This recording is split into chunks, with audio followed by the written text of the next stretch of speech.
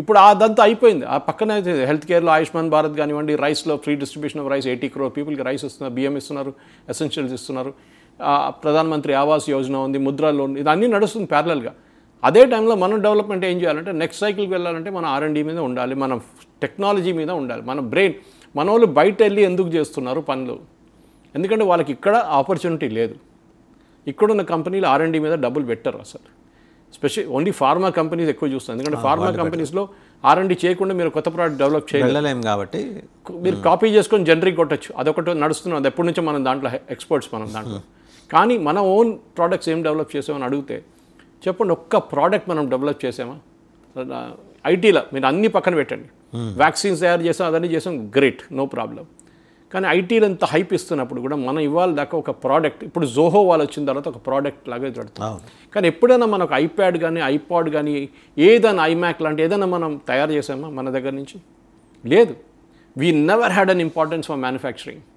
మనం ఓన్లీ ఏంటంటే బయట నుంచి తెప్పించుకుంటాం, మనం వాడుకుంటాం.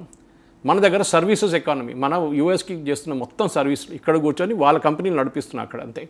వాళ్ళ కోసం పనిచేస్తున్నాం యాజ్ ఆఫ్ సైడ్ కాంట్రాక్టర్, దానికన్నా ఎక్కువ లేదు. సో నౌ ఇప్పుడు భారతదేశం నెహ్రూ గారి ఎకానమీ నుంచి మోదీ గారి ఎకానమీ నుంచి వచ్చినప్పుడు we have changed our attitude అనమాట. ఇప్పుడు మోదీ గారు అంటున్నారు 1,00,000 కోట్లు ఇస్తున్నాం మీకు R&D, నెక్స్ట్ 25 years అంటున్నారు, 10 సంవత్సరాలు అంటున్నారు.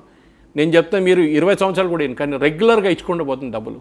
దాంట్లో ప్రైవేట్ సెక్టర్ కూడా ఇస్తున్నారు, ఇట్స్ నాట్ గవర్నమెంట్ సెక్టర్కి ఇది ఇస్తున్న R&D. ఆ డబ్బులతోని మీరు R&D స్టార్ట్ చేయండి, ప్రోడక్ట్లు డెవలప్ చేయండి. టైం పడుతుంది, ఎస్, ఓవర్ నైట్ ఏ మ్యాజిక్ షో కాదు, టైం పడుతుంది, 2, 3, 4, 5 సంవత్సరాలు పట్టవచ్చు. కానీ we will be a develop nation in terms of product technology. అది జరగాల్సింది. అమెరికాకు ఒక నియమం లేదు, ఎందుకంటే వాళ్ళు మనకి టెక్నాలజీ ఇవ్వరు, మీరు మర్చిపోకండి. ఎందుకంటే దీనికన్నా ముందు కూడా శాంక్షన్ పెట్టినప్పుడు కూడా మన మీద చాలా ఆంక్షలు పెట్టారు. ఆ టైంలో కంప్లీట్గా వాళ్ళు టెక్నాలజీ డినై చేశారు మనకి చాలా స్టేజెస్లో. మనం ఓన్ టెక్నాలజీ మన జుగాడ్లో తయారు చేసుకున్నాం. కానీ now time has come to show US the mirror అంటాం మనం కూడా we should develop. Ship building తీసుకోండి, చాలా పెద్ద ఇండస్ట్రీ వాసుదేవన్ గారు. మన వరల్డ్లో 18 to 20% షిప్ మన క్రూడ్ ఆయిల్ తీసుకోవడానికి వాడుకుంటాం మనం. కానీ మన దగ్గర 1% కూడా షిప్ బిల్డింగ్ కెపాసిటీ లేకుండే. ఇప్పుడు చూడండి సడన్గా మొదలైంది. మోదీ గారు అన్నారు కాదు, we have to be a ship building nation. మన ఓన్ షిప్స్ మనం తయారు చేసుకోవాలి. $15 billion పెడితే మనకు 10 షిప్లు వచ్చేస్తుండే ఇప్పుడు దాకా. పెట్టలేదు దాని మీద డబ్బులు. కొనుక్కోవడం ఈజీ, కానీ తయారు చేయడం, మన INS విక్రాంత్ తయారు చేస్తాం కొచ్చిన్ షిప్ యార్డ్లో. ఎట్లా తయారు చేస్తాం చెప్పండి వాసుదేవన్ గారు? ఇది ప్రాబ్లం అన్నమాట. ఇక్కడే వచ్చే ఇష్యూ ఏంటంటే మన దగ్గర ఉన్న కెపాసిటీని మనం వాడుకోలేకపోతున్నాం, ఇది ప్రాబ్లం. సార్, అంటే డిడ్ వై నోటీస్ దట్ ఇంత కెపాసిటీ మనకు ఉందని కనీసం ఈ రెజ్యూమ్లో మనం నోటీస్ చేయగలిగామా? ఉంది కెపాసిటీ మన దగ్గర ఉన్న యంగ్స్టర్స్ దగ్గర ఉన్న ఈ 10 ఏళ్లలో. ఎందుకంటే ఇప్పుడు చూస్తే కనుక యూత్ పర్సంటేజ్ గ్రాడ్యువల్గా పెరుగుతూ వస్తుంది గడిచిన 5 to 10 yearsలో కనుక చూస్తే. వాసుదేవన్ గారు మీరు చెప్పింది కరెక్టే. 65% of Indian youngsters are below the age of 35 ఉన్నారు. కాబట్టి మన దగ్గర అంటే ఈజ్ ద రైట్ టైం. ఇప్పుడు ఈ 65 ఇంకొక 20 years వాళ్ళకి కనుక మనం ఇవ్వగలిగితే ఈ 35 నుంచి 55 వెళ్ళే లోపల చాలా మనకి మేనిఫెస్టేషన్స్ దొరికే అవకాశం ఉంది. నేను చాలా కాలేజెస్లో వెళ్ళి మాట్లాడతాను వాసుదేవన్ గారు. నాకు బాధ ఎక్కడ అనిపిస్తుందంటే our colleges are out of depth what industry wants. మన దగ్గర చాలా ఆర్గనైజేషన్స్ ఉన్నాయి, ఐటీ కంపెనీలు ఉన్నాయి, వాళ్ళు కూడా వెళ్ళి అప్పుడప్పుడు లెక్చర్లు ఇస్తున్నారు, ఆన్ సైట్ చేస్తారు, రోబోటిక్. కానీ ఇప్పుడు AI చాలా పెద్ద ఫ్యాషన్ అయిపోయింది. AI, మెషిన్ లెర్నింగ్ కాలేజెస్లో నేర్పిస్తున్నారు. కానీ అక్కడి నుంచి బయటకు వచ్చే పిల్లల్లో 100 మందిలో 5 మంది కూడా ఉద్యోగం రావట్లేదు. వాళ్ళ టెక్స్ట్ బుక్ నాలెడ్జ్ ఉంది వాళ్ళ దగ్గర, ప్రాక్టికల్ థియరీ ఉంది వాళ్ళ దగ్గర, ప్రాక్టికల్ నాలెడ్జ్ లేదు. వాళ్ళు ప్రోడక్ట్ డెవలప్ చేయట్లేదు. ఇప్పుడు గవర్నమెంట్ ఆఫ్ ఇండియా ఒక కొత్త స్కీమ్ ప్రకారం AICTలో they are trying to make that you have to make 1 product in the final year. మన దగ్గర చూసుంటాం చాలా కాలేజెస్లో Formula 3 కార్స్ అని చెప్పి అదే ఒక కార్ పెట్టుకొని నెక్స్ట్ ఇయర్ అదే కార్ మీద ఇంకోసారి పెయింట్ కొట్టి మళ్ళీ పేరు మార్చి అదే చూపిస్తారు నెక్స్ట్ ఇయర్. మా ప్రెస్ వాళ్ళు వెళ్ళి ఫోటో తీసుకుంటారు, వీడియో తీసుకుంటారు. మీరు ఏం ప్రోడక్ట్ డెవలప్ కొత్తది ఏం చేశారు చెప్పండి? పాత కార్లు తీసి మళ్ళీ పెయింట్ కొట్టడం కాదు, మీరు కొత్తగా ప్రోడక్ట్ ఏం తయారు చేస్తారు. దట్ ఈస్ నౌ AICT కరికులంలో వస్తుంది అది. That engineering colleges have to develop products. Final ఇయర్లో ఒక స్టూడెంట్ ఒక ప్రోడక్ట్ డెవలప్ చేయాలి. అప్పుడు చూడండి గేమ్ మారిపోతుంది. ఎందుకంటే ఇప్పుడు దాకా ఉన్న టెక్స్ట్ బుక్ నాలెడ్జ్ని ప్రాక్టికల్ నాలెడ్జ్గా మార్చాలి. మీరు ఇండస్ట్రీతో అసలు కొలాబరేషన్ చాలా తక్కువ.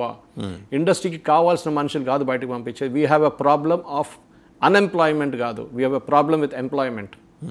మన దగ్గర యునైటెడ్ స్టేట్స్ ఆఫ్ అమీర్పేట ఎందుకు తయారైందండి? Because the colleges fail to teach students.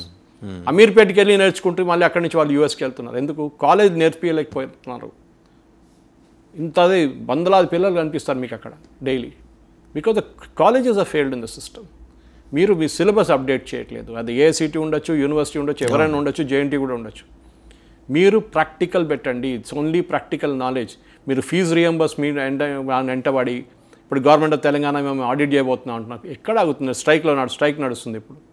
You have to మన నెక్స్ట్ జనరేషన్ తయారు చేయాలంటే వాళ్ళకి ప్రాక్టికల్ ఎక్స్పోజర్ చాలా ఇంపార్టెంట్ వాసుదేవన్ గారు. ఇది జరగకపోతే ఐ థింక్ ఇప్పుడున్న కాలేజెస్లో ఒక 50% కాలేజీలు బంద్ చేసి పడేయడం బెటర్.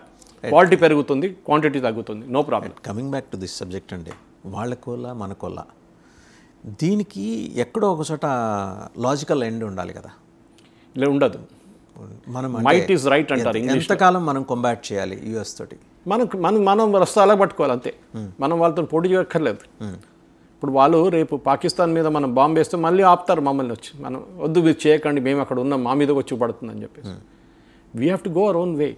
మోదీ గారు ఎట్లా ఇగ్నోర్ చేశారు ట్రంప్ని? ఫోన్ కాల్ తీసుకోకుండా మిగతా చూసుకోండి. ఇప్పుడు మన ఆసియాన్ మీట్ జరిగితే అక్కడ కూడా వెళ్ళలేదు మోదీ, వెళ్ళలేదు. షర్మల్ షైక్కి వెళ్ళలేదు. ఎందుకు? Why should we go there?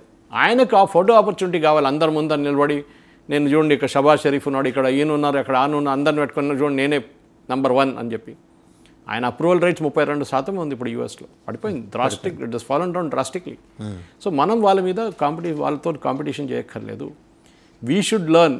We have to draw parallel lines. Whatever America has done right, we should also learn from that. వాళ్ళు అన్ని తప్పు చేస్తారని చెప్పట్లేదు. In terms of high technology అదే ముందు కూడా రెఫర్ చేశాను నేను. We have to learn from America. Okay, chip development చాలా మన దగ్గర చండీగఢ్లో ఎప్పుడో ఒకసారి ఓపెన్ చేసాం ఒక చిప్ డెవలప్. అది మధ్య మంట పట్టుకొని ఏదో ఫైర్ యాక్సిడెంట్లో పోయిందా మొత్తం అది. We have never done it. మనం we're lost 30 to 40 glorious years. We have to recoup that now. Time పడుతుంది, కానీ we have started in the right step. అమెరికాతో మనం పోటీ చేయక్కర్లేదు. వాళ్ళ వాళ్ళు నడిపించుకుంటారు. నైజీరియా మీద బాంబు వేస్తారు, ఇక్కడ నార్త్ కొరియా మీద బాంబు వేస్తారు, కాబట్టి అక్కడ మిగతా వాళ్ళ ఇరాన్ మీద బాంబు వేస్తారు. కానీ అది మనం ట్రై చేస్తే వద్దు అంటారు. అప్పుడు న్యాయం మార్చేస్తారు. అప్పుడు ఇంకేదో లాజిక్ ఇస్తారు మనకి, ఎందుకు లేనిపోయిన గొడవ, ఎందుకు పాకిస్తాన్తో గొడవ పెట్టుకుంటున్నారని. But we should fight our own battles. There is no getting away from that. మన ఆపరేషన్ సింధూర్ ఎట్లా చేసామో we should be ready for the next battle also. అది బంగ్లాదేశ్ నుంచి నెక్స్ట్ టైం రావచ్చు. Bangladesh is turning out be big problem for us. రేపు బంగ్లాదేశ్ మీద దాడి చేస్తే కూడా యూఎస్ ఏం చెప్తారు మనం పట్టించుకోక్కర్లేదు దాన్ని.